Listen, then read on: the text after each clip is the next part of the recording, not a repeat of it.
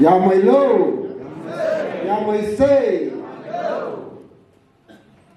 Isi Halang ku kripo hiwi ông amayong wi kalau wi hang nau bi itu wi local wi pastor wi kamasita usod nau Reverend Ojai Frame Reverend Ukhrul itu wi Aricham saya sami kai Ojai Shen pastor lang mai de kedis itu wi hu hiwi kranau bi kalau lang mai de si party wi unit president bi mela wi thana bi yuwa wi thana bi kalau si lotus club wi thana bi ai tum khu wi member bi na tum sai gorali iri overwhelming reception from yuwa kalau wi shin khu ni bi iri so khong na so na dong li in pa than la kai na ngoro ko khu wi wa kalau itu presentation kami buat, ibu ini dari kepala kementerian ini bersih minai. Itu macam apa kelai buat, ibu ini song kelai isi song awing, dong dia terus misalnya kan, kalau itu kami song kelai, ibu ajen kini, ikutha, ajen kini, ani nala, halang ki koreng village ni, tui gay election natam ni, ojawe election di in strongholds ada naning milaki jawangan na itumla wa ngai wa ketom sang ngai kala wa ngai ta itum song de atamak le wang animam tu chure itum tu kai dong hi anu wi topic sadale de pyose aju ranghina ili thui kai 2012 17 bi kaya berkahap leila, kalau misal sebelah leila, ina asal mumpul size leila, kata isi alam nabi, tinggalan demi dia buat, ini penuh tinggal lekor, ini kiat kelisi kerjaan isi alam, ini capai saksi kisah, ramyong lekai pasar mengai, kerjaan besar mengai, kerana nabi berjumpa. Imong lang lega country hai muso ma bujung ka kapni mong shum thura kala atwe expectation ji in bujung sami le thura kibang la ile adam san phat ma ka wa restriction le hawi ji wang ne na tu mo ni da ta bujung la le de le in na tu ni once again the presa mi shitra I Preshow Shimray na tu ni le shi jingo aja pun yang ada, ini makan tu, ini mua besung, musami kerudung aje, ini cumli, kau miholu, itu ketera, step back, mengasung terkahusai, aju itu hak mereka expect apa le, matak mereka political party tidak sengaja, stand salah kaina, farm salah kaina, kepung nau bini, itu tribal nau bini, kalau itu Ramli le de clear, Rikwana Bibi, Lumashan Lagana, Leish Lagana, when now come here, government in the Bazanda, ticket in the Hydra, Ohang to the Kobi. Ticket for Ilimi Howler. Can I tell to me, can you from the by side? Car from the party leave by him, Pammy over, Ram now leave by the shopping me over the Nikai, it on the tongue of party surrender. Party principle, kalau BJP as a big party, largest party, itu accommodate sangat mereka, itu semkam sayo, rasa mereka itu ngai year ni ada sada, aju itu party masih mana sekai, aman sekelak ina, kalau tangla ina sampai pangga party tiketi, aju isi cingai sampai constituency wena, minggu kuat kerja, candidate pahili. Saya sambil lega, reda, semai lega saya itu PGP way kita lebih betul. Ini awalnya tu nak pergi hop sambil lega, nam jatuh tom jatuh kita ini jatuh. Tak kemana, itu musuh nak kaya ke, ni kepening kaya ke, jatuh yang saka, we welcome you all. Itu mau pemiring ser, Sakwai Bong because BJP have a scheme, subsidy program, development fund, Kabat Malay. Katong Ring and Mira, Kazay na Umang Sapong. Aju election here. Itu number one. Here number one kita. Every family needs service. Meaning lah, Mikajimu family kita government needs service in Changsar lele. Ya, ina here MI kupaira, PA kupaira service besar pamulai. How they? Actually, BJP government na, kalau BJP party manifesto li, every family one job is so sara. And nado meri tonga dari MLA sada waka, ruling ni kasa ngaka, kalau ini apa boleh mika kamai pos mika, mika ciri boleh service kali mirror ciri insurance. Kalau aju development package isi mau quick sabai. Development package crore mang mani MLA funds mang mani. But let us obtain, let us bring more than 1,000 crores in our constancy. This is Halang Jingai Ukhrul Ukhrul block. In the Jingai some Yolo, Jingai some Yolo da. In a down is the Kabisi. Cut on the medical license. Cut issue Jingai Ukhrul Jingai when Halang hit Talak the Legion. Punjabi Talak the Legion. It should be a Talak the Legion. Maningla, it is development project, any welfare scheme, Jingai when to Yong Wasanga, Ukhrul when not like a me when the dog distribute something I will do. You see, I think Ukhrul was in your sir, I see Halang now loving Sammy knows. You must believe me. Hey, Tagarin, a Ponga ran me like you will zone it, block up like me.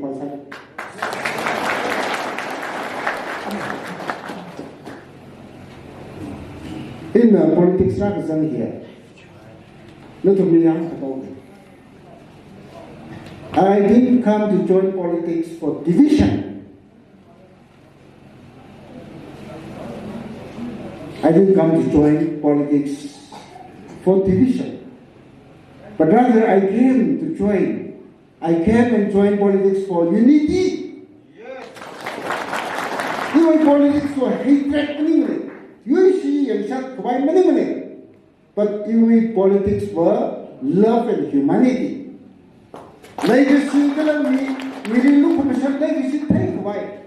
E.g. rally siyasa laga E.g. kashabanatanga observe Sunday. Psalm number 26 verse 1 natum na pa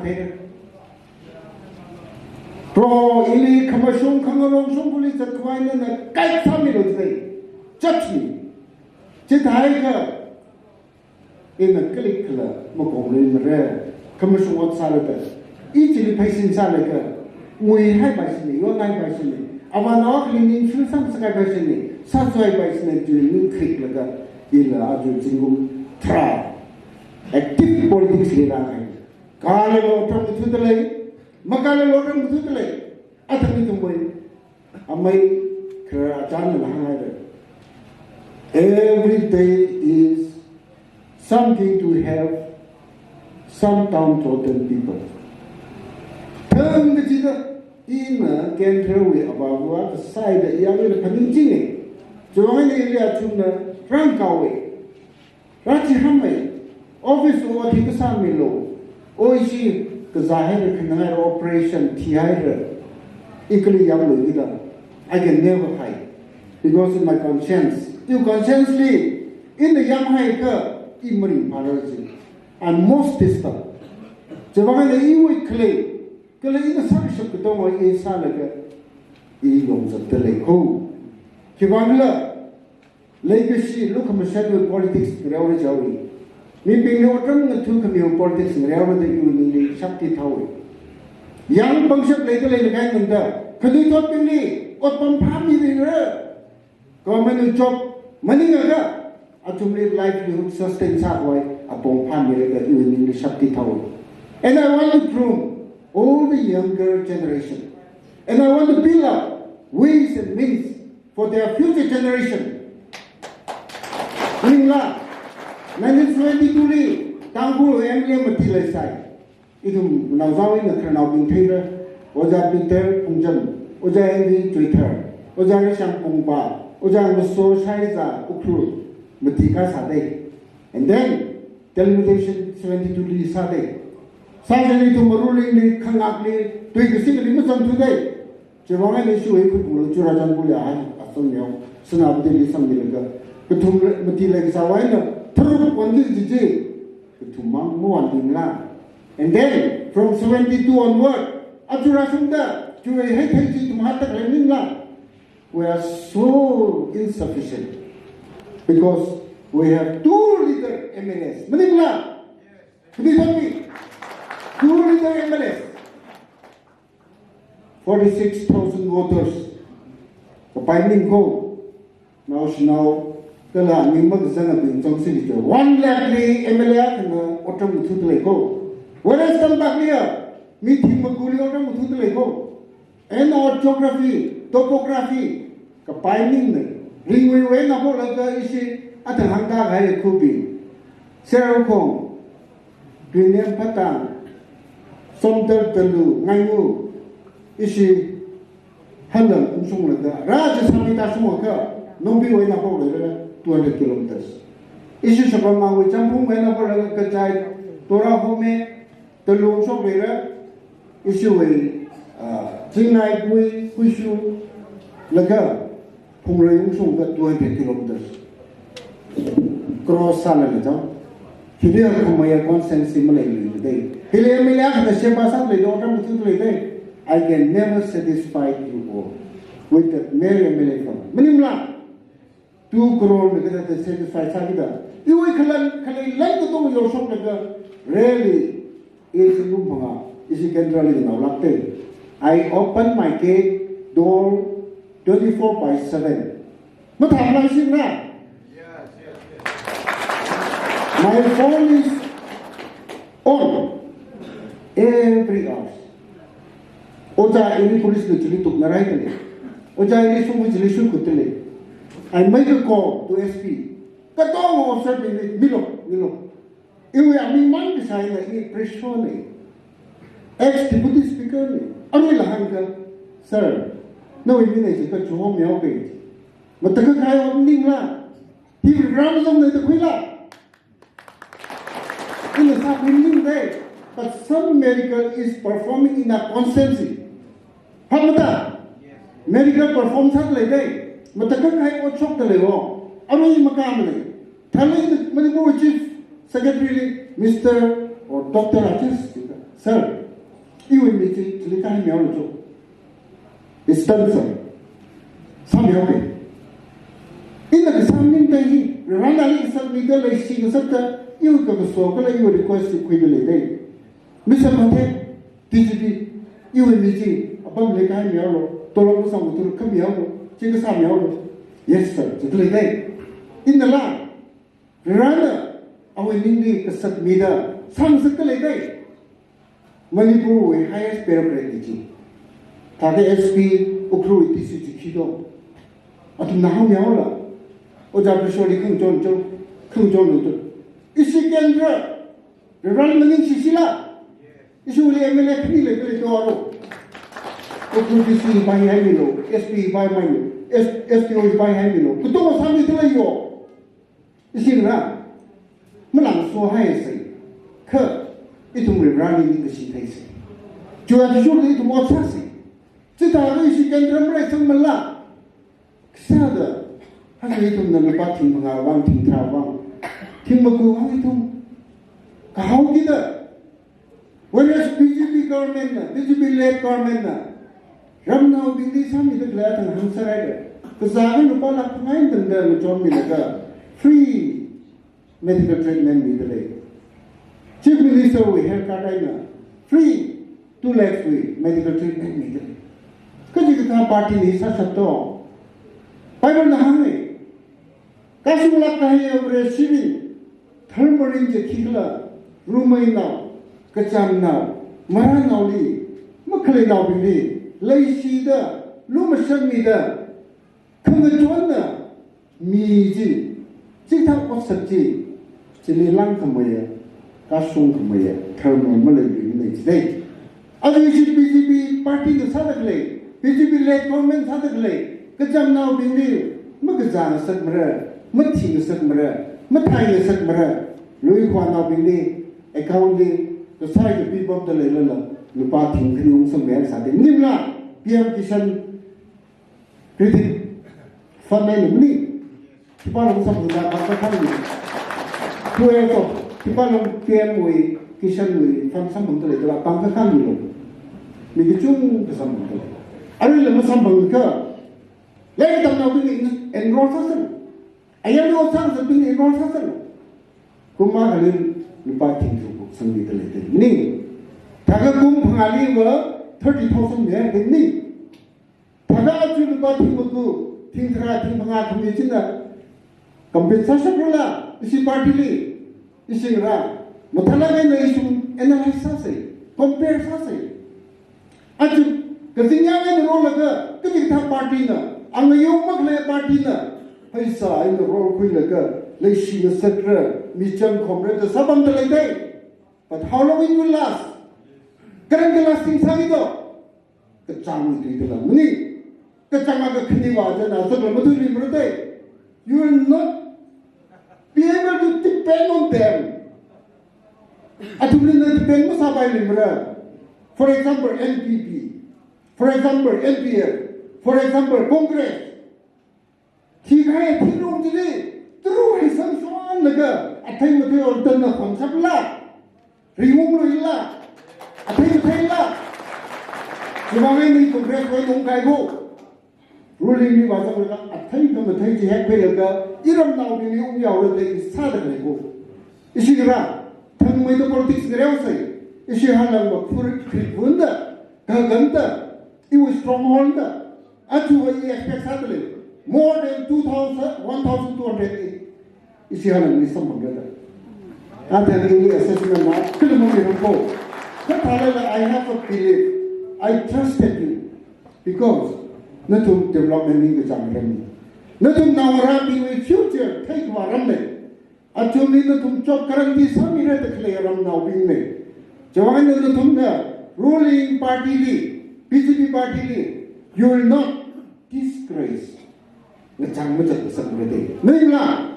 Isi halang nabi, ruling BJP party ni ngecang cat mesetai ke, yang luar lagi, main road way nahi, not more than 1.5 kilometers. Caking kiat lagi ke, kuilas naw matang ni.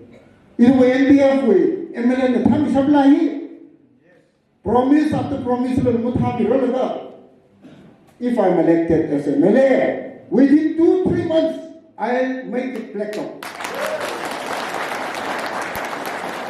Aku isi halang ku kiri kali terus mesti ringan na, kan? Kita tahu lagi cinggai drop lagi. Ara, rupang wajah lagi 19th century ni, awai na kongai terus mengkong terlete. Mending lah, why? Aku BJP government na every house li take water di available sabung lagi. Lupa crore ting ketum. Manipur ni jual le otak le. Why? Itu by MLA ni himu kumrar je. Why? After 5 years or so, Shimray sa the water bukiram ni rje. Ini ni tumne kesotak ke. Haklak kena source way kong lega. Ram ni mo rak le terus ni mangsi kita. Isi halang bagla tharam da. Yaron tharam da. Matham ikan yaron te jam. Ruai sanai da. Ini dipanggil, ini tulis kami baca terlebih. Aju, abang zoom ke mana lagi? Ke, now the little bit now the, I'm a man of action. Tu imam mau jadi. At the same time, isi BJP wa action nabi ko. Ari kap ni rasa 2 times vaccine, COVID vaccine kap ni ko. vaccination ko kui 450 per shot. Free and Modi na crore shaka tumra de kya likla kap ne di India ma. A crore shaka thrabe chishak ka ai. Kani shi ka bai. Jo amount ji ba 2 times 900 into crore shaka thrabe chishak chile multiply sa. India ne pesa kya ka region now being one shop ne hai. Our translate action and sign. Mani mla account में पैसा संग मेरे उन्नत तब संग चिकन था पार्टी चली वासंग लगा इल मैन ऑफ एक्शन साथ याव द मत्था लगा ही ना आज तुम लोग क्या मिथुन भी कहते हैं सब तक आज इन पॉइंट मती मांग हमरे ये विजन न तो मेरी लक्ष्य में दा कल बीजेपी ले सिर्फ संग लेगा कतोंगा लगा एमएलए के साथ काम सकता ADC bill ही इसी पार्टी हुई कपुंगाव इसी पार्टी हुई most निजामी थ्री बिजिया bill लेकर इन हंड्रेड अतम जाते टेबल सांग सकते और अब CM की काउंसिल ऑफ मिनिस्टर की कन्विंस लगा थक लग गई ट्रांसलेट सांग सकते कल आज APC इलेक्शन में सा सिंगम खनी करा करें कि थकलक कहीं साथ वाई प्रेशर ऐसा अतलिना टेलीविजन में मरा महंगाई है 2026 is very important year इतने तो करना होगा मरा मराई के संग उत्पम खमी आई के संग तो में एमएलए में साथ जवानी तुम ही पारे पारे इतने पैसा ना योराई लगा इवे पैसा इवे किधर Montina kan kena wat musawai ka akamu generation na itu menit tukon sirko jawang ni cuma shock kawai berani siasa siyo siasa laga ruling ni itu mungkin dengan mencoba ko itu minority ni ruling ni mencoba ni meninggal itu ni marginalized sounds ni ayar ni nam shock ni ke itu ruling ni sikta ni shom ni laga itu along ni pagis itu mungkin kudu sini. Itu lagi ada television ni teruk sambil cishat sambil jalan. Government dah, awam dah, anak ni longbek lomilo, kungkrau lomilo, pen lomilo, ini kari lomilo jalan. Awam dah awam, Malay dah, now jual ni kerja. Kalau kosong kerja tisu dah, musami mula. Jangan beracai. Itu ruling di kawasan negara 2026 television. Cakap lagi isi assembly constituency ini. Meeting ketua, we suggestion advice bill. Ini masalah lagi kaya kesok di sendiri dan itu sana. Yang itu macam ni dah. Ini MLA asal kah? Ini arwila. Kerana saya arwila. Dia pun satu lagi. Tumai dah. Nanti tumai mahudai na. Nanti tum Mungkin siapa ni berwal bau tentang sopan missionary he kacung kejawan ke acung dia berwal bau tentang siapa yang segera pilih sambung segera si ibu tunggu leson. Tapi ada temu kelewatan kita di shopping sau ke. Ini isi Halang, regional bina, isi parti na, pimpala gaya acung rock misada. Ini 35 March ni vote mungkin sini. Rally siasa itu 100% berislam ni. Kita hidup dengan Christian Muslim ni. Rally siasa itu militer kepanggili. Kita halaga. Kecil tahu pressure ina, kecil tahu influence ina, kecil tahu kesulitan. Magpanggili. Kau berani take me, jitu kami. Kesat kami jual sudah itu. Ajui election here. Ajui itu representative here. Kepangkalan saya ini, nanti ni hangai, nanti ni rumah saya ni dah, lesi ni dah, tarik 5 lay, mai dana awan ini tambah boy, sepsi dua na lotus boy, isi tangkul dua na awan boy. Saya na awan ini saya asal lagi kena misalo, itung la MLA akasada wala ka hakkamay pos lawang tan ka itung ram sen karum say ram ram ket muting saksay mutung sai kurali ram stobi amen